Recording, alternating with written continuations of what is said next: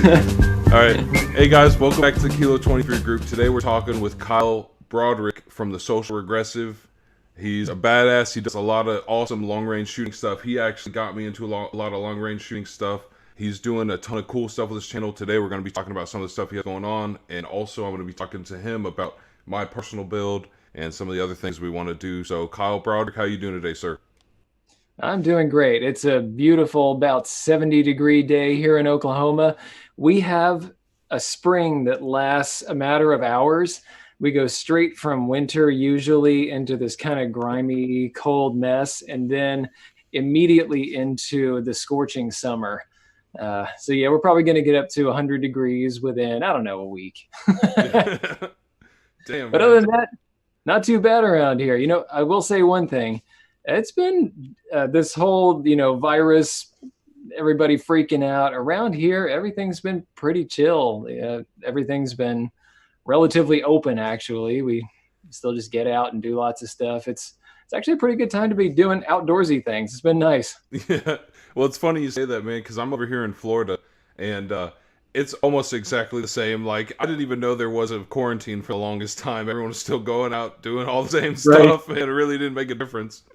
Yep. And Yep. we actually do. I think we're actually doing pretty good. I think we're Yeah. projected to have some of the worst rates of it, but because we got a real old population. But I don't Right. know. So tell us about your channel and some of the stuff you have going on, man. Well, it all kind of started as, I had some political things that I wanted to talk about. I wanted to kind of push the idea of freedom because I think Hmm. that that's one of the things that people really forget about. Um, Yeah. a lot of people are into guns, a lot of people are into all kinds of stuff, but none of it is accessible. None of it is long lasting if you don't have that idea of freedom in your mind first. So that was kind of the initial idea for the channel. And then I just started getting some wild ideas. Like, I've learned a whole bunch of different techniques, a lot of them from my father-in-law, a lot of them from experience just going out and shooting, like shooting prairie dogs. And it's like there are just certain things on YouTube that weren't being discussed, Hmm. certain things that I thought would be a good help for, just the average Joe is really what I try to shoot for with this because that's who I am. I'm on a budget like everybody else, and when I'm figuring out how to make my budget work with a lot of this gear, because I am a teacher, I'm actually a technical trainer. I've taught at the university level. I'm always thinking, how would I pass this on to somebody else? How could I tell somebody else how they could do it too, Hmm. and enjoy some of the things that I've figured out? And that's kind of where a lot of the channel content comes from. Yeah. I'll be honest with you, man. The level of quality that you do put into your videos and some of the things that you're doing, it literally it got me into wanting to build like so. Okay, so for example, you were doing that Savage 12FE 6.5 Creedmoor 1 mile rifle build, right? Yep. And I got so into that series, man, that I went out and I bought my own Savage 12FE. You can't get it in the Yeah. catalog. You know what I mean? I felt kind of cool because I was Yep. like, oh, I'm privy to some information. So I That's went right. there. You know what I mean? And Uh-huh. I bought that 6.5. I bought a scope. Now I'm just waiting for my I got a 20, just like exactly how you did. I got the 20 MOA base, and I'm gonna put that on there, and then I'm gonna get some scope rings, and Yeah. I'm gonna get into it. And I'll be honest with you, bro, I've never even shot a rifle with the scope on it, but Interesting. Okay. yeah, but Yeah, just I've seen some video that you've done shooting. It looked like it was an AR. Was it an SBR or was it a full carbine? yeah. So that was actually I had a Spikes tactical look. It's an AR 16-inch AR.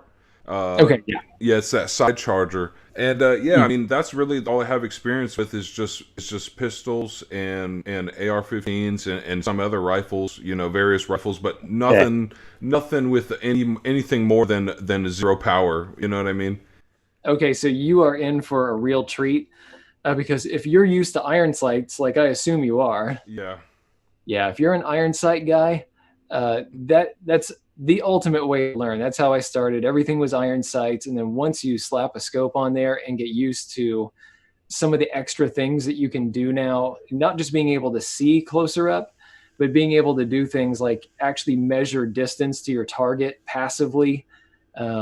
you can get into some wild stuff with a scope, and it really will open up your shooting opportunities. It's so fun to have something that's ridiculously small, like even just 200 yards away. You take an orange or a potato, Mm-hmm. stick it out 200 yards away, and then on that first shot to watch it vaporize. It's the most fun thing in the world. I love it. Man, it's so awesome because yeah, like I had no experience, and just from watching your show. And another thing too, I wanted to say, bro, I love how in depth you go. I didn't know any of this, because I'm just like, I'm my virgin ears, you know what I mean? Coming in here, Yeah. listening to what you're doing, it's amazing. You're talking about. I didn't know there was so much that went into it just to set up that rifle, just so the barrel harmonics will be correct. How the how you bed it, you pillar bed it, you glass bed it, you put different stocks on. Talking about the difference between having a vertical grip and like a hunter style grip. All that stuff is just so interesting to me, man. So like, where did your Yeah. experience come from, and how did that how did you become so knowledgeable? Well, it's a mix of things. For one thing, my brother bought a Savage 12 FV way back when. It was in 22 250, and we just kind of knew the basics. We had talked to a guy that had a hand loading station.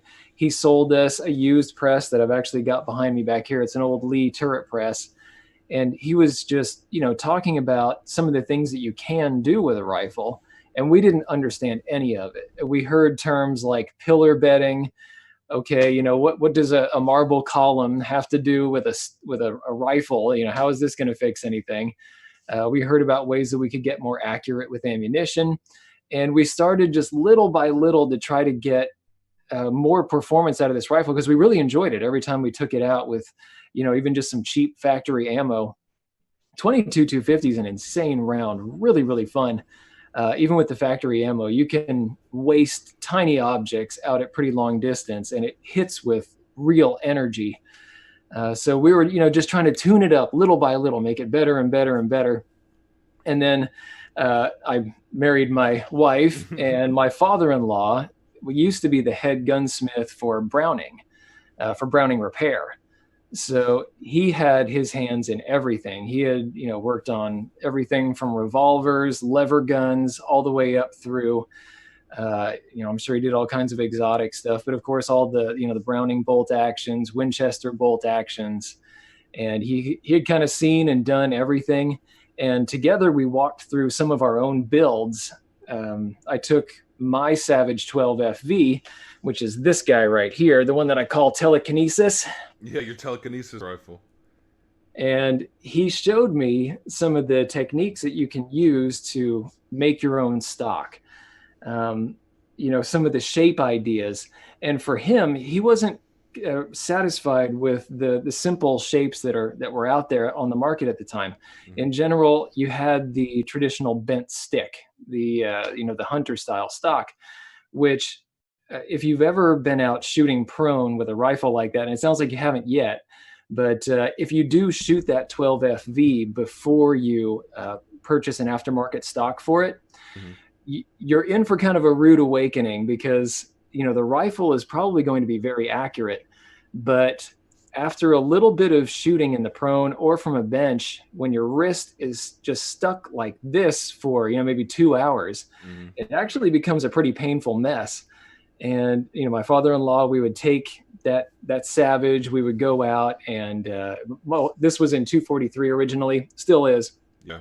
But we would go shoot prairie dogs. And after a day of wandering around and, shooting these guys, getting into position, my arms just felt terrible. And so the both of us just sat down and started figuring out how we could make better stocks for actually both of our rifles. He's built some beautiful ones, extremely comfortable, very stylish. I went for something that had a kind of a stylish shape. I wanted something that was pretty stylized and, just kind of futuristic and funky looking. It looks clean. It looks comfortable, man.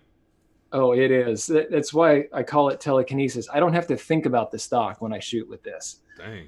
It just kind of melts into your body. Oh, yeah. Yeah, it just becomes one with me because it fits my every dimension. Every part of this from the length of pull to the shape of the grip to the reach to the trigger. Everything is squared away exactly right. Perfect. And once I slap my cheek up on this cheek riser, I'm just looking straight through the scope, and that's it. So the only thing after that is, just my technique, reading the wind, and then I can take the shot. It removes so many variables from my shooting. So yeah, that was telekinesis there. And from that, we learned a whole lot. I did make a couple of mistakes on this, and I might talk about that on the channel at some point. But in general, it's the greatest stock that's ever been made. So, so that rifle, you've had that for how many years? 10 years? Yeah, about 10 years. Okay, and you actually shot the barrel out on that, didn't you? Originally. Yeah, and this is kind of controversial. 243, and actually shooting out a barrel, it's going to maintain its accuracy for a good long time, even after it's technically shot out. So it's still, the old barrel is still about 1 MOA. It's still going to be able to print that with my good ammo, which is just fine. But I jumped at the chance to be able to take it up to the next level. And this one is showing all signs based on some shooting I did just a couple of days ago. This is going to blow that old one clean out of the water. I'll be able to point it at anything and waste it. Man, so you were talking about, what round were you talking about? What was it, the 2550? 2545? No, yeah, 22-250. Actually, let me pull one down here. 22-250. So what are the advantages to that round, and how would you compare that to like 6.5 or 338 Lapua? Like, I'm still trying to learn more about this kind of stuff, Yeah, you got it. It's one of the big things that I try to discuss on the channel is some of the differences between cartridges.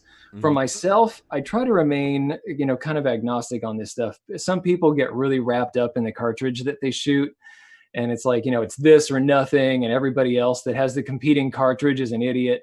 And that's not the case at all. Every one of these has its own particular use. Maybe there's one that does certain things better, but in general, they all have their own function.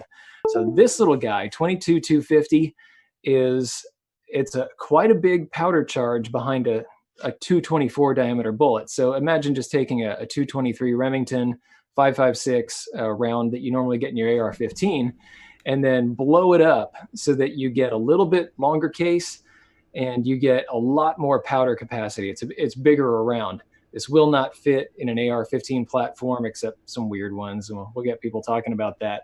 But yeah, this sucker right here is going to get 40 grain bullet moving out probably about 4,000 feet per second. It's crazy fast. That's insane. Yeah, and I load these with usually 55s, so it's going to be more in the 35 to 3,700 feet per second range, somewhere in there, which is still crazy fast. And yeah, it's going to hit with some authority at closer ranges. And so you're asking about some of the difference stepping up into some of these others.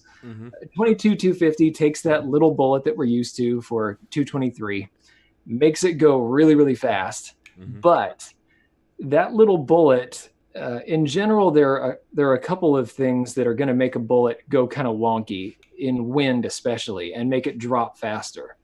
The lighter your bullet, the stubbier your bullet, if it's shaped kind of more like rounded rather than pointed. And so when you step up into some of these other rounds, you're getting a bit more case capacity, but mostly it's about the bullet. So this is a 243 Winchester, and this has the same powder capacity pretty much as a 308.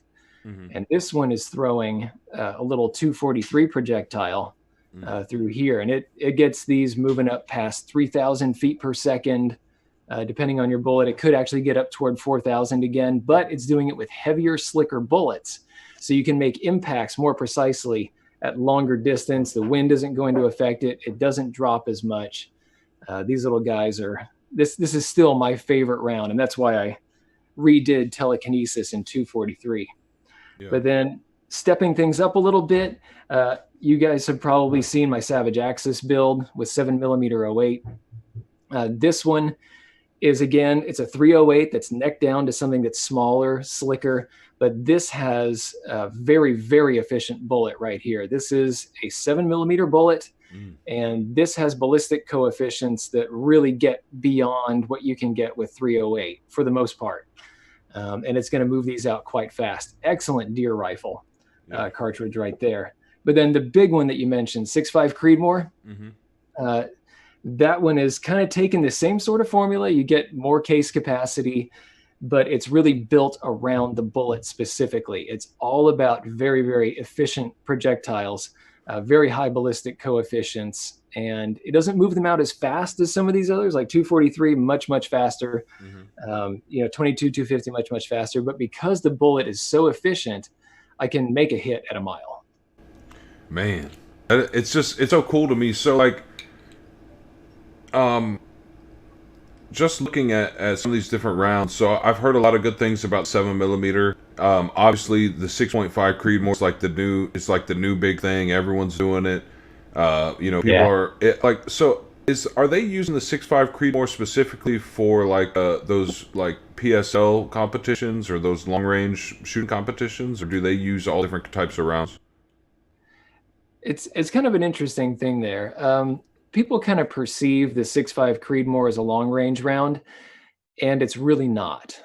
If you really want to get into, I guess for long range, yes, but what some people consider, I guess it's usually called extreme long range. If you're getting out past 1,000 yards, you're kind of getting into that extreme territory, and 6.5 Creedmoor can do it. It will remain supersonic if you get the right bullet and you get the right barrel length and all that. You can keep it supersonic out to 1,500 yards. With my rifle, I can supposedly get it supersonic out to about 1,800 yards. But in the amount of time that it takes to actually get to the target, which is over 3 seconds, I believe. I think it's about 3.5 seconds. The earth is turning under you. The wind is blowing the bullet as hard as it can. All these forces are acting on that bullet. And in general, if you want to really start stepping out to very accurately make hits beyond 1,000 yards, you need to start looking at something a bit bigger. Like that's why people go to, I wouldn't say 300 Win Mag. It can do a little better than 6.5 Creedmoor, just because you can get heavier, kind of slicker bullets and you can move them faster.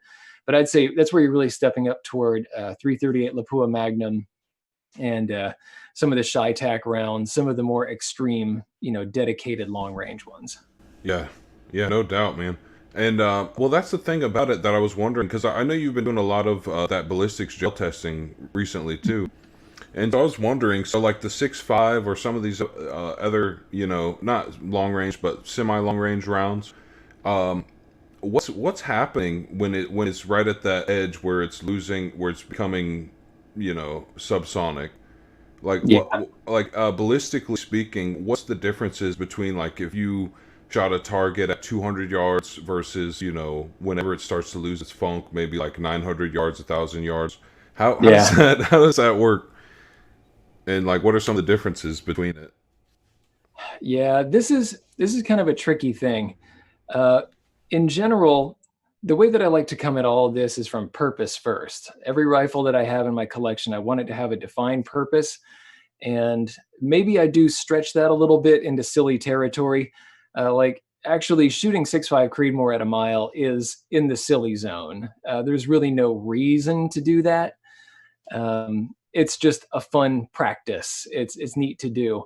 But in general, with 6.5 Creedmoor, if you're talking about hunting, or hitting something with effect, like maybe it's for tactical shooting, you expect to use it anti-personnel, your ranges are going to be quite a bit closer because you're looking for that magic moment where not only are you very accurate on target, but you want to have enough energy on target as well. So yeah, with 6.5 Creedmoor, I would say that you're definitely going to have plenty of energy for, say, a whitetail, out to 700 yards. Some people may consider this kind of controversial. Long range hunting overall is controversial. I particularly like it, but you want to be able to get enough energy there that you can do it. And by that point, I think it's 700 yards. You still have over 1,000 foot-pounds of energy with 6.5 Creedmoor with a good bullet. And then you can still make practical good hits on game, like say you're hog hunting and you see one, way the heck out in the distance. You just want to try it. Odds are you can probably make the hit and you can probably kill it. The time that I went out hog hunting myself, I was at about 400 yards, and I put that DTHP. She's running. She's got that adrenaline going, and as we've all figured out, these things are tanks. But the first shot missed, second shot through the flank. I just kept leading, kept increasing my lead, and then boom, through the neck, and she was down just like that. It's it's a good, solid performer for that kind of practical work. And then if you do want to be able to take that same energy and be able to put it further out and be able to continue to hit targets at longer distances, that's where you want to step up to those bigger bullets, larger kind of magnum powder charges. So, when you're talking about long range shooting, how much does the shape, size, and diameter of the bullet factor into it compared to the powder charge? What's more important? The powder charge is probably more important, obviously, or how does that work? It's kind of a balance. It's you can definitely get into some negative effects where you can have a gigantic magnum and you can be launching an inefficient bullet, or just in general, a magnum is going to heat up your rifle a whole lot. It's going to make your barrel start to get a little bit whippy in cases. Yeah. So maybe that second shot's going to be fine. But if you're doing a whole string during a day, you might start to notice some accuracy deviation. And that's one of the really great things about 6.5 Creedmoor or 7mm 08. In general, they're just going to run a little bit cooler. They're going to keep the barrel cooler. Mm-hmm. And they're also not going to beat on you as much. But then what you're saying about the bullet, in general, you're going to want the most efficient bullet that you can, if you're trying to get out at those longer distances. So that 6.5 Creedmoor, with its kind of smaller powder charge and its more efficient bullet, as far as getting on target goes, can actually sometimes beat 300 Win Mag. And that doesn't really make sense if you're coming at this without really looking at all the numbers that are attached. Once you start actually tracing the ballistics of both, and you start to realize, oh my gosh, this is, at least for, kind of a ball round, this is actually just the same as a 300 Win Mag, or it's performing very similarly. That's when it's kind of eye-opening. I can have a smaller rifle, I can have less heat, I can take less of a beating, and I can still make a hit at that distance. It's kind of cool. Man, that's really interesting. So I was wondering about cold bore shots. So what is it like, and what are some of the differences specifically with like 6.5 or 7mm? When you're taking a cold bore shot, how does that change? Does it change the point of impact? What's going on there?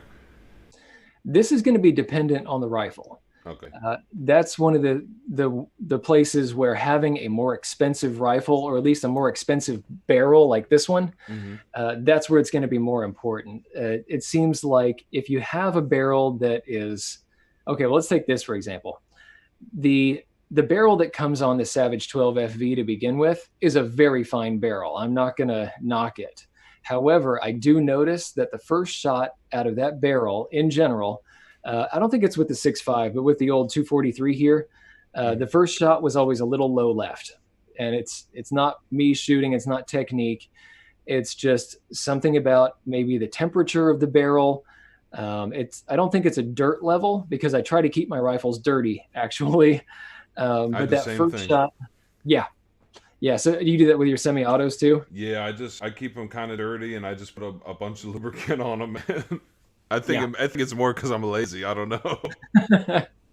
Yeah, with semi-autos, I probably clean those a bit more often. But with my bolt guns, I definitely keep them dirty, especially if I know I'm going to go hunting. I don't want a clean barrel, because a lot of the time people say that's what's going to throw a shot off. But yeah, with certain barrels of kind of a lower price tag, you're going to notice that first shot go someplace else. And this might not be a huge thing. If you do have to go out and make that first round hit on an animal, for example, as long as you've been out to the range and you know what it's going to do, that it's going to give you an extra, I don't know, a half milliradian left and down, that you can at least be prepared for that first shot. And then after that, you can kind of come correct with your regular zero. That's the way that it's gone for me anyway. So that's really interesting. So like, let's say for example, with that Savage 12 FV, with that, it's kind of like a bull barrel type of thing. Have you noticed any point of impact shift on the cold bore shots, or is it usually pretty good? Not on this one. And the 6.5 Creedmoor as well. I have not noticed any cold bore issues with that one.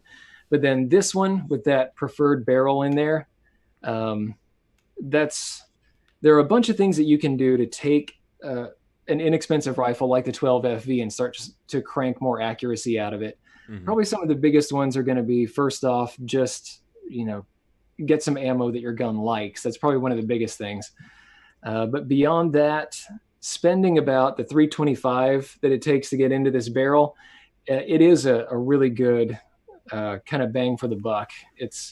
There are all kinds of expensive ways that you can tune up a rifle, but this barrel right here it just takes it to a whole different level. I don't ever have to think about what it's doing, and in general, I don't have to think about what the rifle is doing at all. It's just me, wind, target. That's it. Boom. Man, that's awesome. And that thing looks sweet with the that fluting on there. That thing looks Yeah. sweet, man. They actually have some bonkers ones. You should check out their catalog because they have fluting that looks like barbed wire going down the barrel, and No they have way. like weird little hexagonal patterns that they can put color into. Really cool. That's dope, dude. I want to do something like that. And maybe I don't know. I like having that action, but I'll probably definitely switch out the stock. Like I said, I haven't even shot it, but actually that brings me to another thing that I was going to talk about is I know recently you put a post up talking about Midway USA was doing a sale on some of those Bushnell scopes, and Yes. I actually went out and after I saw that I said, man, it's like $250 for like a $500 scope. I went out and I bought that Bushnell Nitro with Oh yeah. 4 to 16 with the deploy mil dot reticles. So I wanted to try to, you know what I mean? I'm trying to, because there's not a lot of people who go in as much detail as you do, and so I Hmm. want to kind of base my build off of what you're doing because I kind of trust you and your opinions and some of the stuff you're doing Well, because thank you. you know what I mean. It's I don't know. It's just you seem like a trustworthy guy and.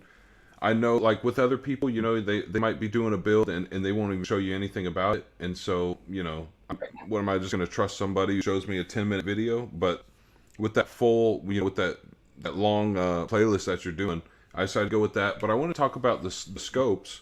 So Yeah.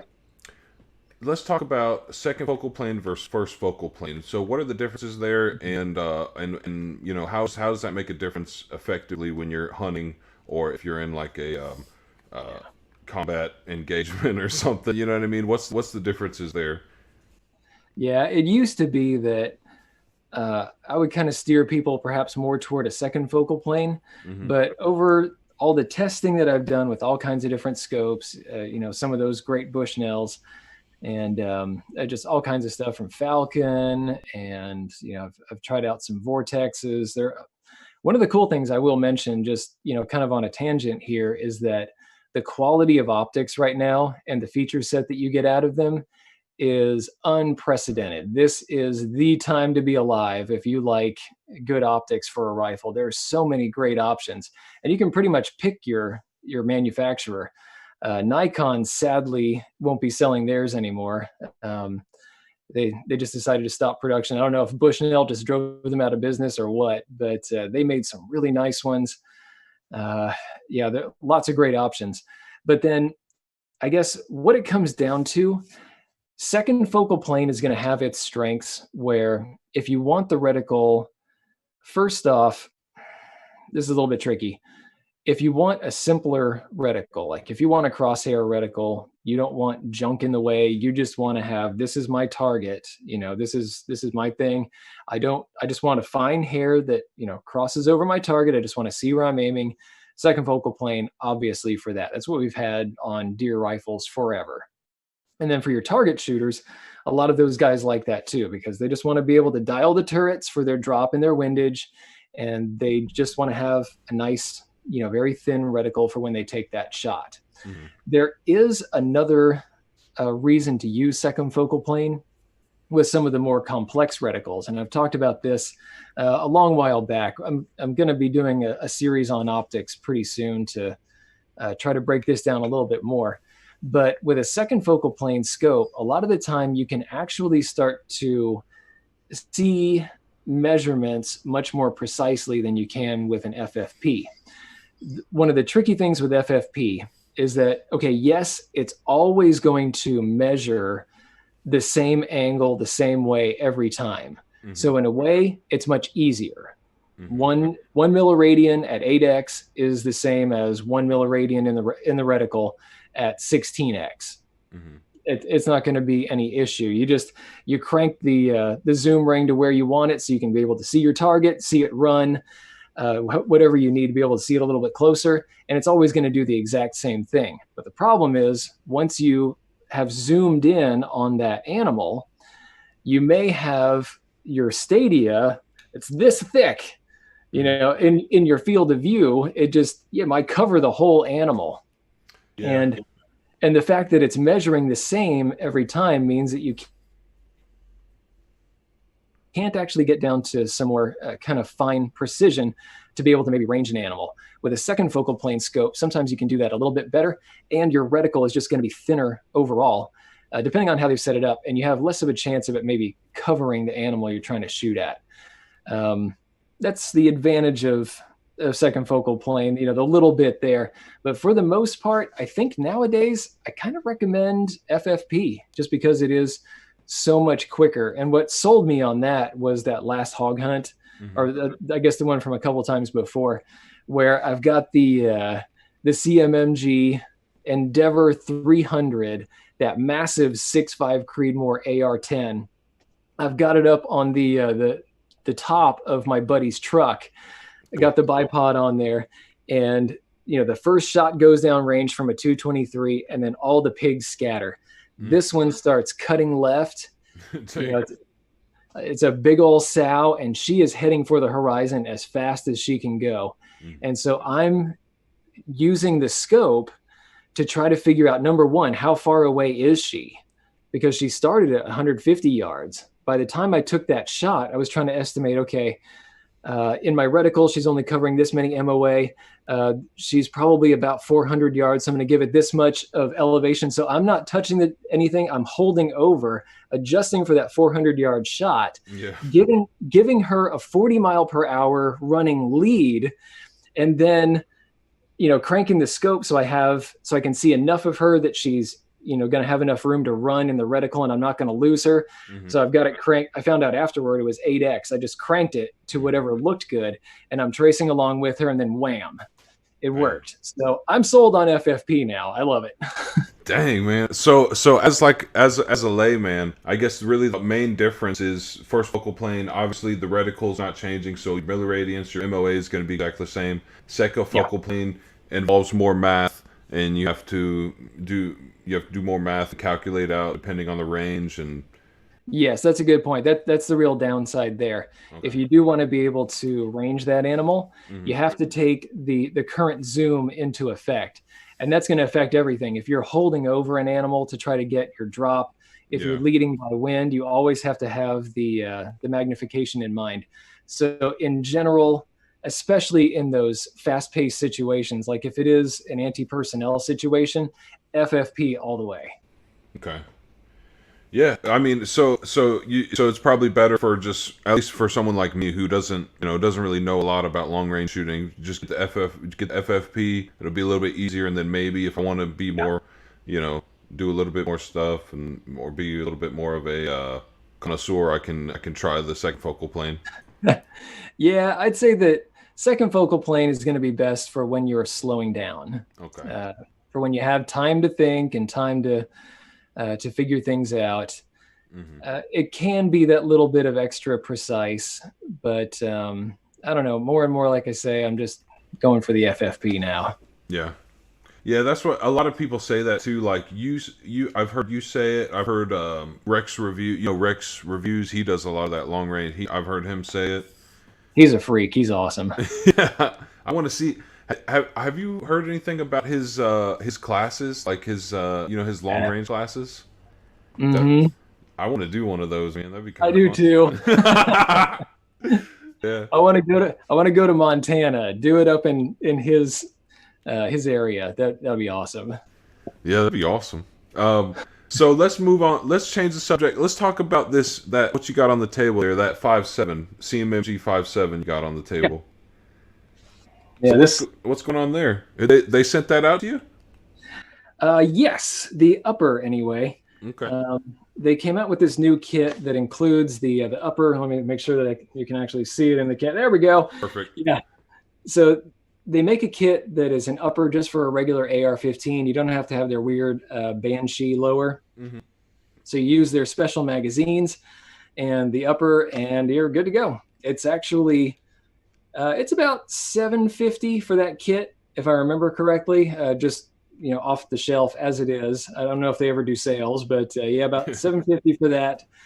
And what you end up with is actually just a really fun little plinker. It's I've been trying it out for the first time the past few days, and Yeah. with the reduced recoil, the reduced flash, it's just fun, and just a tiny little package right here. My actual goal is to shoot it without the scope. Actually, I was just using this so I could do some accuracy testing. I was gonna ask you about that. I was like, why the heck you got that big ass scope for the 5.7? Yeah, no, I just doubled the weight on it. Yeah. That's more like it right there. Perfect. Beautiful. Yeah, very, very fun.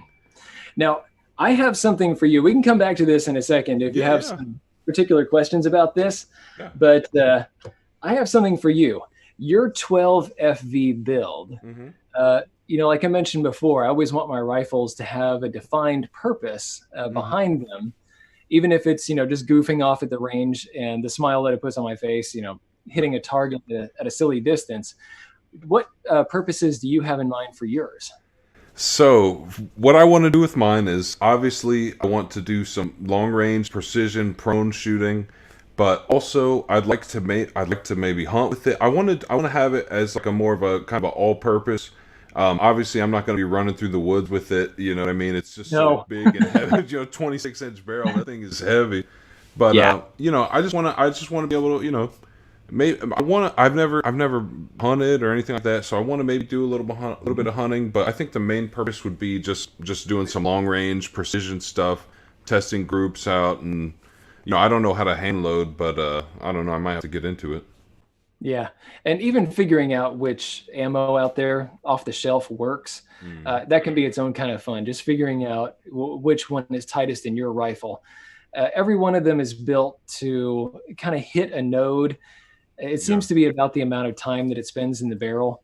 And if I can point you in a direction to start first, you should take a look at the Federal American Eagle 140 grain open tip match loads. Okay. They're about excuse me a second. Corona. Yeah. They're at least I'm, here sequestering myself in the garage. So but is this what you're talking about here? These Federal 6.5s? 140 grain? That's it. That's the exact one, man. I can't believe it. When you said it, I said, wait, I think that's the one I got. So why do you want this one? Those, I don't know what voodoo they have done. The guys out there are geniuses. Every Federal American Eagle load that I have fired through any of my rifles or pistols, they always group well. They always shoot really well. Okay. And that was actually what I used to, I can't remember. It might have been American Eagle, or it might have been my own hand load that I use on that hog. Yeah, it was one of the two. They're very similar bullets, open tip match. So they're effective on game, and we're actually going to prove this on ballistics gel. I want to show what they can do on ballistics gel. Cool. But in a 24-inch barrel at least, and I suspect on a 26-inch barrel, I think it's going to be really accurate for you. Yeah, I like it, man. I just, well, to be honest with you, I think I just kind of lucked into buying these because they didn't have any. I was just going to go in there and buy some cheap stuff, but this was all they had. This is all they had when I went to the store, and I was like, all right, I'll just mess around with it. Yeah. A lot of folks assume that the more you pay for ammo, the better it's going to be. Mm-hmm. And it might be for certain applications. Like a lot of the time you get into a more effective bullet. That's a lot of what you're paying for is more bullet. But with those, you're not going to be disappointed with its accuracy at distance, and you're probably not going to be disappointed by its terminal effect either. Great bullet. Okay. Awesome, man. That's so funny, dude. That's exactly the one you were saying. I just happen to have it right on there. Oh, Also, yeah. another thing I'm doing. So I bought the Wheeler fat torque wrench. So I'm gonna do that. Oh, yeah. Yeah. I'm gonna put that on. So what's the why is it advantageous to use a torque wrench when putting on scope bases and scope rings and all that? Okay. Yeah, there are certain parts that are really critical to have the right torque.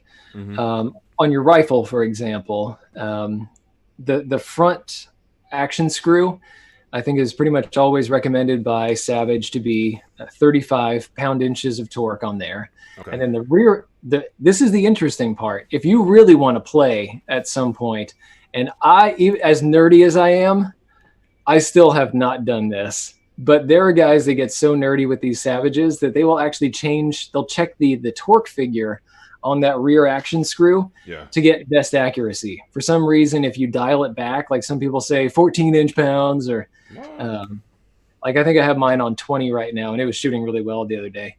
But aside from that, those are, kind of the really important ones, making sure that won't move. Nothing's going to shift on you, and that it's kind of like you're using part of your stock as a vibrating agent when you're taking the shot. So if you get that all squared away, it's all going to work. But for the scope, the scopes are made generally out of aluminum now. There's a certain amount of torque you want to put on there to keep them from sliding under recoil. Okay. And then beyond that, if you get into too much torque, you can crush the scope. You can actually, and even if you can't see it, sometimes you can squish the scope enough that the mechanical elements inside it will continue, or they'll refuse to move. Like you can't actually maybe track your scope anymore, or usually what happens is you can't zoom in and out because that little cam tube, the cam binds up, it hits the housing, and it doesn't move anymore. Oh, okay. So yeah, very important to have proper torque on those. Okay. I was just wondering about that, but I mean, yeah, I guess it wouldn't hurt. I mean, what's the worst that would happen if I just hand tighten it, or just, just kind of eyed it, tried to guess? I've done it for years and years. I've only started torquing things down for the past maybe 3 years or so, getting that exact figure. Yeah. It works. What I can say is listen to the screws. The screws will tell you usually. Okay. If you're going too far, they're going to start to squeak on you. And then you've really gone too far. Okay. So if you put that front screw in there too far, you won't be able to close the bolt, will you? Or what? How does that affect? How does that mess with it? I see, for the action screw. Yeah. Yeah. If you crank that one in too much, probably mostly you run the risk of stripping something or crushing your stock, depending on how it's built. Like if it's a wood one and you don't have any pillars, you could crush those. You can run it too far, and your bolt won't work. Yeah. But that would be after you've crushed your stock. Okay. So that will be your warning sign when your stock splits in half. Yeah. Okay, good. Well, at least I'll know. So I won't be shooting it. So let me ask you about this. My buddy Zach was actually asking me. I was telling him I was about to do this podcast with you, and he wanted me to ask you this about. Yeah. So he's really into SIG stuff, SIG Sauer stuff, and he was wondering about the SIG BDX reticle in the rangefinder. What do you think about that? That's the new one where it has that where it gives you the holdover. Okay. I'm gonna look this up, and I want to see this one. Yeah. I'm a little bit behind on my SIG, so I'm going to actually take a look at my screen over here. Okay, it looks like they have a couple different... Oh, yes, I've seen this one. Okay, yeah, this is really stinking cool. Yeah.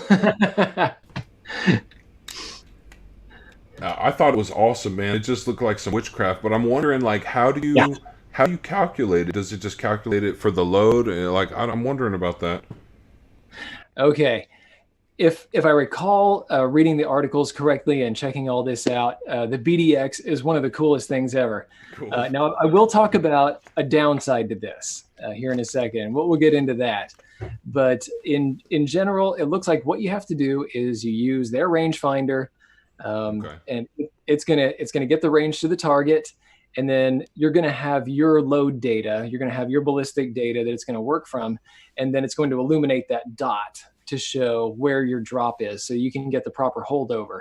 Hmm. And I assume that they have some things you can do with windage as well. That might just be a case of holding off. Again, I need to make sure and kind of go back and check all this out again. But to me, it looks really awesome. I love the idea to be able to get that pinpoint hit. It's kind of Yeah. like that system. What was it called? Tracking point, Oh, I where don't the even gun remember. you hold the trigger, and then when the scope points in the right direction at the target, then it fires. No Um, way. That's a horrible idea. I mean, I it, guess it could be a yeah, pretty bad idea. I don't know. it did all kinds of awesome calculations, and yeah, it sounded kind of scary to me, but kind of cool too. That Um, sounds like something in the Terminator, man. That sounds like something, yeah, you know what I mean? That's crazy. yeah. This one sounds like a little bit more practical version of that, and one that's not going to cost as much either. Yeah. So that you're still in control. You pull the trigger. You know when things are going to happen. And yeah, maybe you're missing out on some of the extras that they threw in there, but I don't know. I kind of like doing a lot of things for myself, um, especially when it comes time to shoot. Yeah. The computer thing is a little freaky. I'd still like to try it, the tracking point.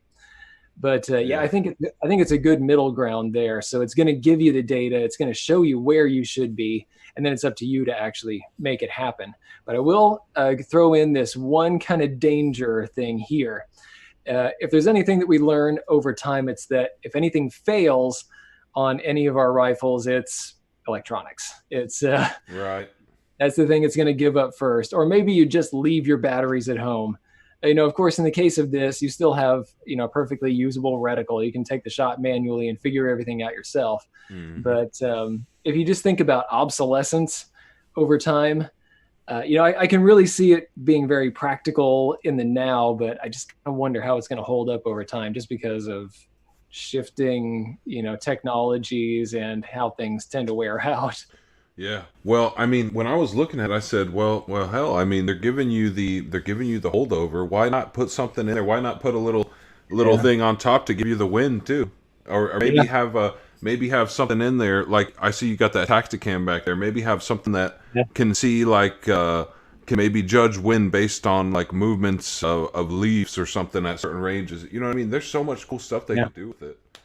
There And are, there are kestrels, the wind meters that will report a position back. So maybe they have figured out. Again, I need to go kind of research this a little bit more, get more info, because maybe there is a kestrel model that will send the info to them, hmm. and it can get the full, the actual point of aim on there. But yeah, I need to check on that one. I know Bushnell had that going for a little bit, where they had, I think it was a laser rangefinder paired with a kestrel, so it Hmm. could give you all kinds of drop values and wind values. Pretty neat. Man, that's wild. But imagine from the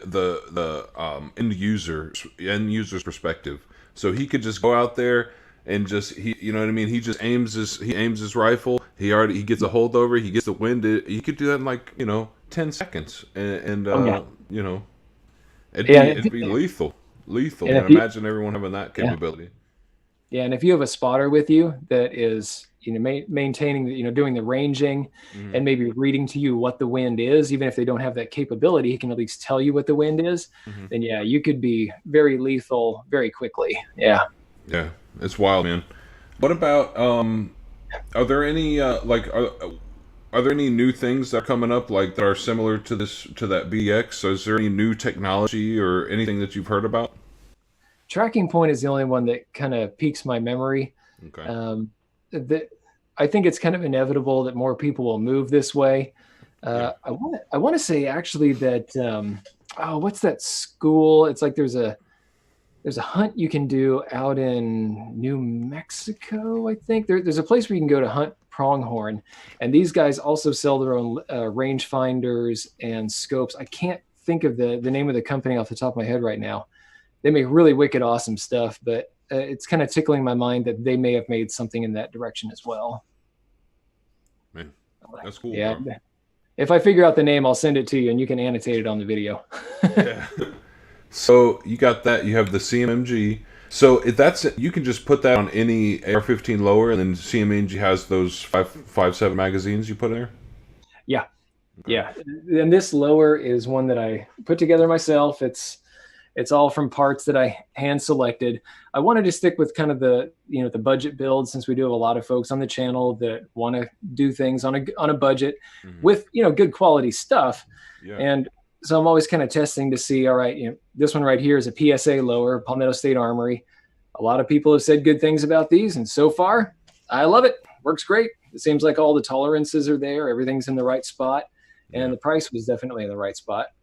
But the only place where I really kind of spent a little extra money was on the trigger. That's, or at least I would have. This was a donation from Rise Armament. The RA, let's see, this is the LE 145. They make just awesome triggers. Love their stuff. This one, a lot of the time, I don't notice any creep in their triggers. If I do, it's very minimal. Yeah. This one right here, and actually I'm going to clear this. Let's check it out. Okay. This one has, on slow fire, I can feel some creep. So I can actually, okay, there's the shelf. I just took it up right there. It barely moved. And now if I apply more pressure, then it goes. Boom. So it has just the tiniest shelf and very tiny over travel. Okay. Great little trigger there. So talking about triggers, my buddy, he gets into all these different triggers too, man. I'm honestly, man, I just use the mil spec on most of my stuff. I use the CMMG mil spec trigger. Yeah. What are some of the best ones? I've heard a lot of good stuff about Geisley. A few other. What's that? There's a company with the T, starts with a T. I forget the name. Timney, yeah. Timney triggers. That's what I heard. Those, and then I guess that one that you got there. Yeah. Yeah, Timney makes really good ones. I've tried one or two of theirs. Geisley, excellent. In general, if you are after crispness, if that is the most important thing to you, getting a crisp, slow fire pull, then look into anybody that makes the two-stage triggers. So you're going to have Geisley, you'll have Timney. The Rock River is extremely nice. I love those. And they kind of break in over time, those ones. They start out at about 4.5 pounds, but I think mine pulls at about 3.5 right now. Yeah. But if you're looking for a single stage, just kind of a one and done sort of thing where you don't have that take up, then Rise is definitely my favorite. They have one called the RA 535, and that one, it's not designed for hunting. It's not for hardcore outdoor use. They really designed it for 3-gun. It's for competition. Okay. But I've never felt anything like that. That one's a freak. Yeah. So do you do like long range competition shooting and stuff like that? Any competitions or anything like that? I've done a little F class, but it's difficult for me to get out on a normal schedule like that, just with the way that my work is, and got the family here. Yeah. So keeping up with that is difficult. But yeah, I've done some F class. That's really fun, and mostly it's just kind of, if I can get out, then I just go set up my own challenge and do something daft with it. Do something daft with it. Yeah, man. Well, I don't want to keep you here forever, but I just want to say, man, I love the channel. I love what you're doing. It's dope. I love the long range shooting. I'm getting into it just from nothing, from literally no knowledge, never even shot a rifle with a scope. And I'm pretty soon here with the next couple of weeks, I'll put it together and then we'll go out there, range it. I'll maybe do a video on it, and maybe we can have you back to talk about it, and I can talk about some of the little things that I'm finding with it. And I'd love to hear that. That'd be cool. Yeah, you know what I mean? Just kind of, it's just a learning thing. That's what I like to do, man. Just anything that's cool to me, whether it be other stuff on my channel, the gun stuff. Yeah, man, it's just like, I just like to learn it and, just learn more about it. And, that's why I love meeting people who do this kind of stuff too. And, it's fun, man. Yeah, and that's why things get a little eclectic around here too. Yeah. I started out doing pretty much just long-range rifle stuff. And as you can see, things have changed. I've gotten really interested in hog hunting, so Yeah. I've tested 223 on hogs. I've tested 6.5 Creedmoor on hogs. And then we're going to be testing 350 Legend. I'm hoping to do 2 hunts coming up here. One that's going to be really strange, and I think is going to be really fun to watch. Yeah. And then one that's a bit more normal, where we're kind of wandering out, sneaking up on them and trying to get them laid out with 350 Legend. Okay. But then things like this is just weird. So, I'm kind of curious to see how the audience is going to react to the 5.7 test, because yeah, I mean, it's a strange little cartridge and it's totally out of my wheelhouse, but it's fun. Yeah, I'll be honest with you. That 5.7, when I was a kid, we used to go to the range and you can rent the different pistols, and that was when that 5.7 just came out. Remember that FN 5.7? Oh yeah, man, I thought it was the coolest thing. You get 20 rounds in this little, you know what I mean, full size, and then the kick was just like, you know what I mean. It's like a little rifle round, a little 223 round in a pistol, man. I just thought it was cool, man. Mm-hmm. Did you see what I forget his name, but he's a YouTuber, Kentucky Ballistics. He did something. Okay, yeah, I watched his stuff. Yeah, he did something with that 5.7, and because I always thought for the longest that 5.7 would travel through certain levels of body armor, right? And so he was doing it, and I guess he found that it wouldn't go through like level 3 soft body armor or something like that. Oh yeah. Usually they say it'll cut through level 3A, the soft body armor. Mm-hmm. And actually, I've already finished that test, and the results are very interesting. Okay. This little guy right here, the 40 grain FMJ, the American Eagle right here from Federal, this will not go through that body armor at any distance. Okay. I thought this would be the one that would cut through body armor at any distance because, it's an FMJ, it's pointed.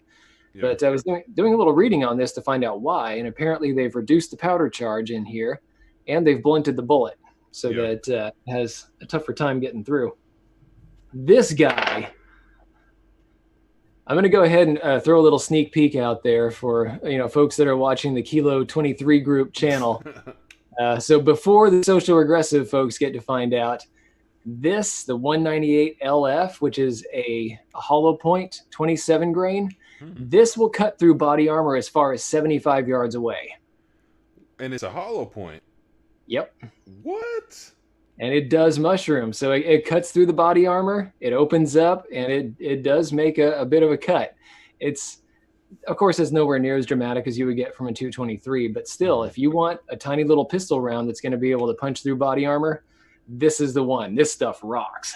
That is insane. I bet you my viewers are going to love that, man. That is awesome, bro. Yeah. And so now everyone, if you guys are still listening, definitely you're going to have to check that out, because that is going to be awesome, bro. I'm going to check that. Do you have any idea when it's coming out? It's in editing right now, but I'm kind of far behind. I have probably about 10 videos in editing. So. Oh my god, dude. Yeah, we'll see how they go. You taking it to the next level, bro. I'm so crappy with my YouTube channel, dude. I got a bunch of videos too that I need to edit, and yeah, man. I'm trying to get this COVID thing has been great for me. I've had more time than usual to get out to the range and test stuff. So yeah, we have lots of tests coming your way. Awesome, man. Well, hey, Kyle, I appreciate you coming on, bro. Like I said, I don't want to keep you, man, but I think we talked about a ton of stuff, and I really like the technical talk, and that's what all our viewers like too. There's more coming. Oh yeah, definitely more coming. Everybody, check out Kyle Broderick's. Check out the Social Regressive YouTube channel. Do you have websites or anything like that? No. I've toyed around with the idea for a while, but I have the Social Regressive on Facebook, and that's about it. Awesome. So how can they get in contact with you on Facebook? Probably is the best way. Yeah, it's the best way. I get questions about optics a lot of times, little things to do to rifles. Maybe people run into a problem when they're doing something. I'm not the best at responding in a timely manner, but I'll try to do my best. Okay. Well, awesome. Hey, Kyle, thanks for coming on, bro. Hey, thanks a lot. It's been great being on the channel, and actually, good interview, man. You do this stuff good. Time is everything. The game belongs to me.